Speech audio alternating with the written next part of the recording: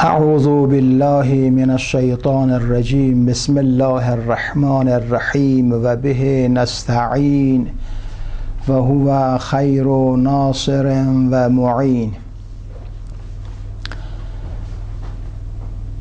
Allah Teala inşallah bizim ürəklərimizi nur-i imanla, mərifət-i Qur'anla, həqaiq-i İslamla aşina eləsin, bizi İslamın qanunları ilə tanış eləsin, aqibət əmrimizi, işlərimizi xətmi bi xeyr eləsin. Bu cələsədə də dünənki söhbətlərimizin idaməsində ki, bu haqda söhbət etdik.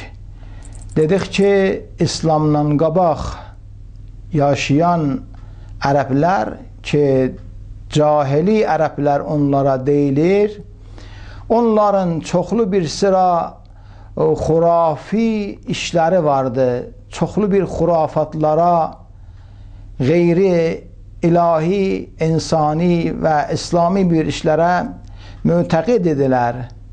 Ona görə də biz istirdik o devran-ı cahiliyyətdə yaşayan ərəblərin xurafatları ilə tanış olağın və biləğin ki, nə qədər xurafat onların içində vardı və onlar o xurafata qanun gözü ilə, əsas gözü ilə, məntiq gözü ilə baxırdı ki, İslam gəlib bütün o xurafatların hamısını məhkum edib və onlarla mübarizə eləyibdir. Xurafatları keçən cələsədə bir neçə dənəsinə işarə etdik.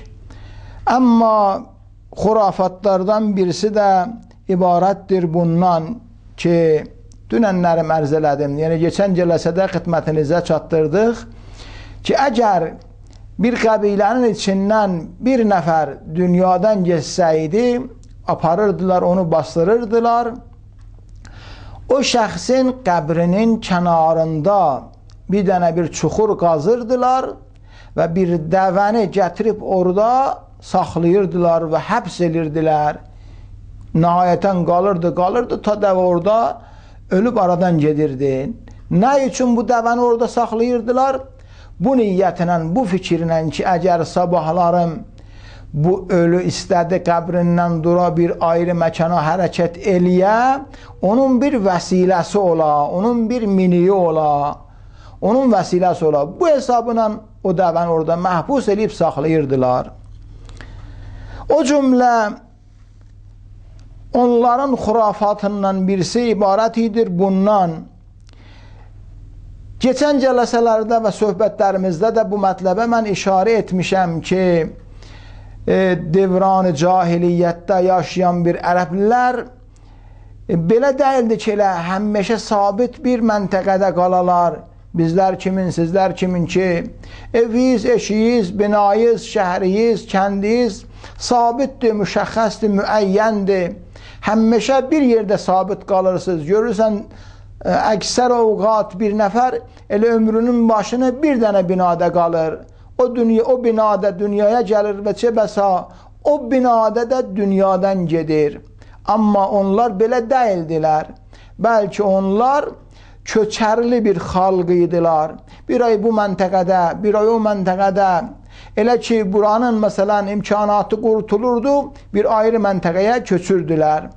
Hər halda o vaxt ki, istəyirdilər bir ayrı çölə, bir ayrı məntəqəyə, bir ayrı yerə, yaşayış məntəqəsinə, yerinə köçələr, o məntəqənin bəzi bir işlərindən, xətəratından qorxurdular. Çünki o məntəqə ilə elə bir tanış deyildilər.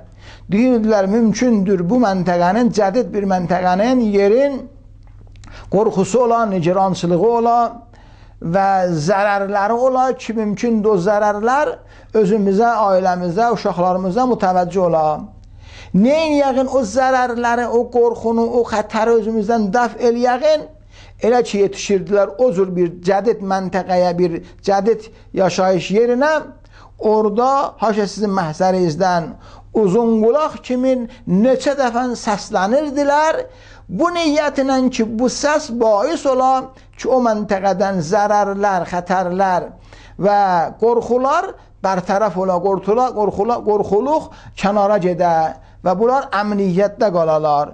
Bu da bir növ xurafat idi ki, onlar buna mütəqid idilər.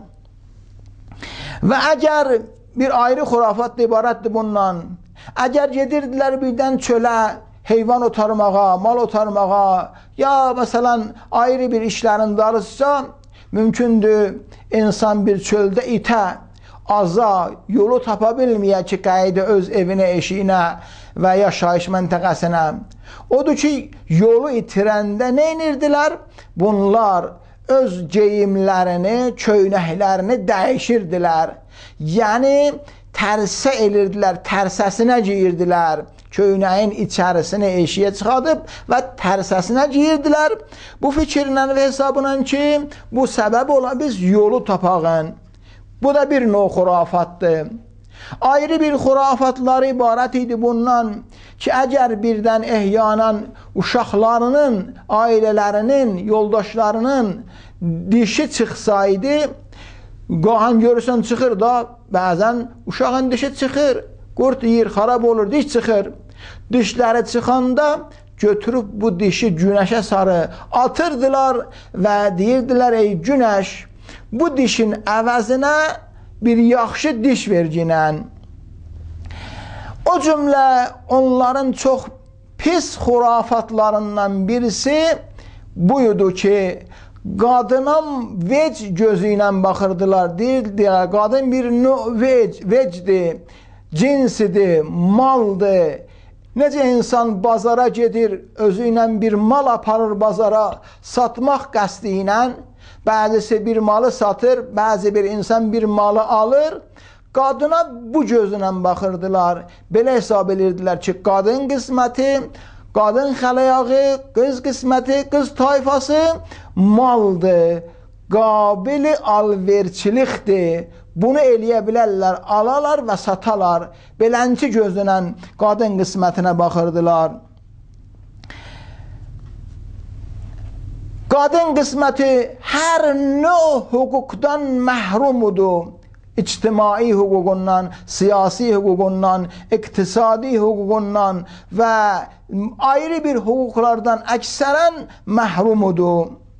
Qabaqcada bu nüqtəyə mən işarə elədim və mütəvəccüh olubsuz hətmən.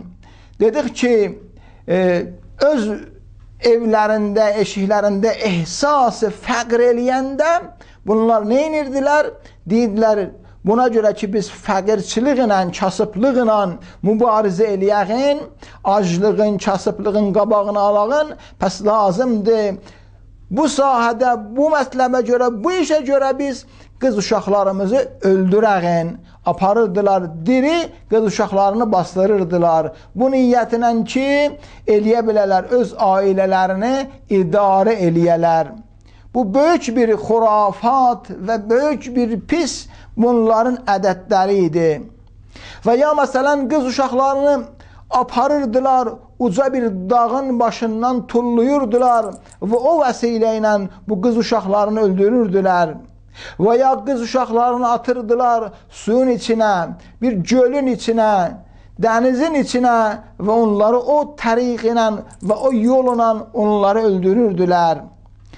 Əgər bir nəfərə, bir kişiyə xəbər verilsəydi ki, ağa, sənin qız uşağın olub, Allah sənə bir qız uşağı verib, onun üzü qərəlirdi, hirslənirdi, narahat olurdu, çox qəzəbnak olurdu ki, niyə mənə Allah qız uşağı verib? Bu nə uşaqdır ki, mən bu uşağın sahibi olmuşam?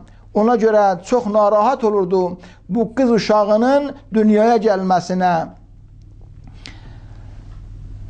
Və o cümlə xurafatlardan birisi buydu ki, onlar özlərinə, cavanlarına, kişilərinə icazə verirdilər, oğlan uşaqlarına icazə verirdilər ki, eləyə bilərlər, öz atalarının yoldaşı ilə izdivac eləyə. Əlbəttə nə oğlan öz anası ilə, bəlkə analığı ilə, yəni bir kişinin ki o oğlanın anasından başqa bir yoldaşı vardı, əgər kişi dünyadan geçsəydi, bu oğlan eləyə bilərdi atasının yoldaşı ilə ki, oğlanın analığı sayılır, ondan izdivac eləyə. Bir halda ki, İslam belə bir sözləri, qanunları əslən qəbul eləmir və məhkum eləyir və belə bir xurafatla mübarizə edir. Onların içində təlaqın iddəsi bir il idi. Der hali ki, bir halda ki, İslamda 3 ay 10 gün iddiye təlaqdır. Yəni əgər bir kişi öz yoldaşından xoşu gəlməsə, ixtilafları olsa, bunların yaşayışında narahatçılıq olsa və istəsə öz yoldaşını təlaq verəm, o yoldaş, o qadın gərək 3 ay 10 gün dözə, səbr eləyə, ta bu müddət başa çata, ondan sonra eləyə bilər bir ayrı kişi ilə, ayrı ərlə izdivac eləyə. Amma onların içində, yəni devranı cahiliyyətdə yaşayan ərəblərin içində müddət-i təlaq, iddiyə təlaq ki, o müddətdən sonra eləyə bilərdi bir ayrısı ilə izdivac eləyə, 1 il idi. Əslən dediyim kimin qadına hürmət qail deyildilər. Heç bir qiymət vermirdilər qadına. Qadına bir dənə mal gözü ilə, bir heyvan gözü ilə baxırdılar. Qadınların istədiklərinə qiymət qail deyildilər. Əgər qadın bir şey istəsəydi, qalmışdı onların kefinə. Bunun istədiyini yerinə gətirələr, ya gətirməyələr. Haqqı yox idi.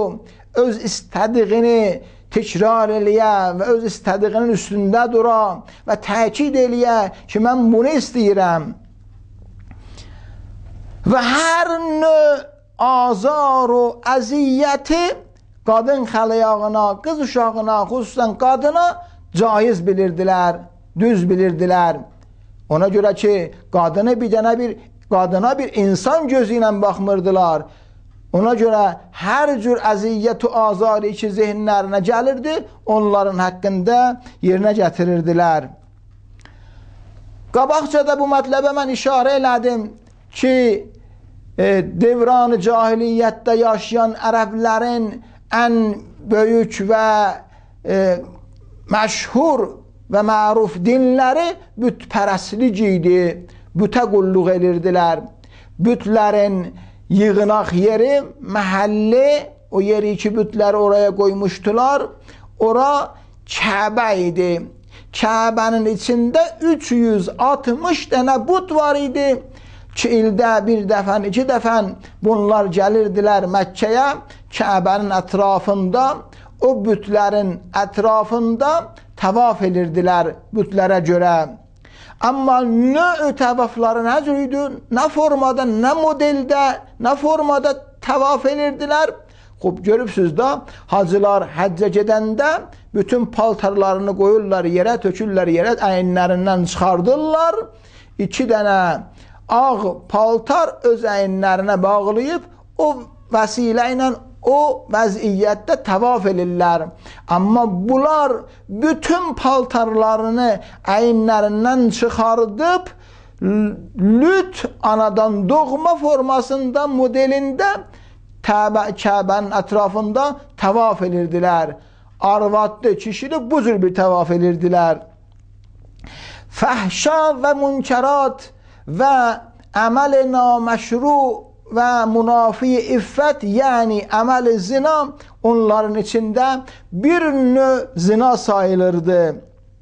Qətl-u qarətgəri o müharibə o toqquşma, qan töhmək onların ən böyük adəti idi. Həmişə bu işlərə məşğul idilər. Bunlar onların xurafi bir işləridir. Bəzi vaxtlar o qədər etiqadları var idi o butlara ki, neçəsinin adına geçənlərdə saydım. Lato, Uzzavu, Manato, əmsalı bunlara xatir bəzi vaxtlar bəzi bir insanlar o ərəblərdən görürdün öz evlatlarını o bütlərə qurban edirdilər. Necə məsələn biz bəzi vaxt görürsən bir dənə bir heyvanı qurban kəsirik, musafirimiz gəlir, oğlumuz gəlir, ehsanat istəyirik verəğin, ya məsələn bir bəzi münasibətlərdə bir qurban kəsirik, onlar bəzi münasibətlərdə butlara xatir öz uşaqlarını qurban edirdilər. Onların içində əsəbiyyət, özlərini üstün tutmaq, böyük görmək raic idi. Yəni ərəbi nisbət əcəmə tərcih verirdilər. Deyirdilər, ərəb qovmunun, ərəb millətin, ərəb ümmətin, ərəb xalqın çox üstünlüğü var başqa, ərəbdən başqasına. Məsələn, əcəmə, qeyri-ərəbə, ərəbi qeyri-ərəbə tərcih verirdilər, üstün tuturdular. Bu da onların böyük bir xurafi işlərindəndir ki, İslam bunların hamısını tək-bətək məhkum eləyib və onlarla mübarizə eləyir. Bu bir xülasə var, onların xurafi işləri idi ki, il 12 ay belə bir xurafi işlərə mübtəla idilər və belə xurafi işlərə məşğul idilər. İslam Peyğəmbəri İslam dinini gətirməklə həqiqətdə onların boynundan qulu zənciri götürüb onları bu cür bədbəxtçilikdən, isarətdən nəcat verdi və onları azad etdi. Allahın Rəsulü Həzrəti Muhammed sallallahu aleyhi və aleyhi və səlləm İslamın gözəl qanunları ilə gəldi.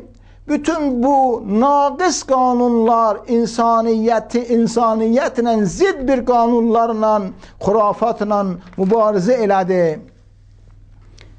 İslam, burada bəhsimiz təqribən bu sahədə qurtuldu. Burada lazımdır bu nüqtəyə işarə eləyəm. Dedik ki, devran-ı cahiliyyət. Aya bu müddət və zaman devran-ı cahiliyyət neçə müddətdir, neçə ildir? Bunun uzunluğu, müddəti nə qədərdir? O cür ki, İslam kitablarında, İslam alimləri buyurublar, İslam dinindən qabaq hududən 100 ila 150 ilə devran-ı cahiliyyət deyirlər. Devran-ı cahiliyyət, yəni o müddətlərdə, o dövranlarda bunların işi məntiqi deyildi, ağılla düzləyən deyildi, xilaf-ı əql idi, xilaf-ı məntiq idi, xilaf-ı insaniyyət idi. Çün xilaf-ı insaniyyət o məntiq o əql idi, ona görə onlara deyirdilər cahili ərəblər, cahili ərəblər. Pəs demək olar 100 ila 150 il devran cahiliyyət idi. Bu devranda Cəzirətul Ərəb məntəqəsində, Ərəbistanda yaşayan ərəblər hər cür fikrizə gələn bir pis işlərə qədəm qoydular, çox bir pis rəsmilərə, ədətlərə mübtəla olmuşdular, ənva-u əqsam-ı xurafata əməl elədilər. Demək olar, devran-ı cahiliyyətdə İslamdan qabaq nə fəqət o məntəqədə, bəlkə deyə bilirik, dünyanın çoxlu bir məntəqələrində, nüqatında, yerlərində cəmaat, xalq, xurafata mübtəla olmuşdu. Devran-ı cahiliyyətin zamanında, o müddətdə ərəblərin ən məşhur, məruf və mühüm dinləri ibarət idi bütpərəstlikdən. Yəni bütpərəstlik onların içində şayə idi. Əgər hətta bir məntəqəyə də geçsəydilər, bir ayrı çölə, ayrı şəhərə, ayrı yerə də hərəkət eləsəydilər, özləri ilə Kəbənin ətrafından bir parça daş götürüb apararmışlar ki, ona ibadət eləyələr, ona qulluq eləyələr, ona baş əyələr. Və butlar moridində bunu demək lazımdır ki, onlar öz səliqələri ilə cürbəcür butlar düzəldirdilər. Butları ağaçdan, daşdan, ayrı bir cinslərdən, ayrı bir əşyadan və hətta insan modelində, insan formasında və insandan başqa bir formada bütləri düzəldirdilər. Keçənlərdə də mən bu mətləbə işarə elədim ki, 360 dənə but var idi ki, bunları Kəbədə qərar vermişdilər və bu 360 butdan başqa ayrı bir butlar var idi ki, hər kəs öz evində öz qoyduğu bütə qulluq eləyirdi və ona ibadət eləyirdi və onu özünə Allah bilirdi. Təqribən burada sözümüz bu sahədə başa çatır. Mən Allahdan sizlərə uzun ömür, can sağlığı arzulayıram. Allah inşallah hamımızın aqibətini xətmi bi xeyr eləsin. Assalamu aleykum və rəhmətullahi və barakatuh.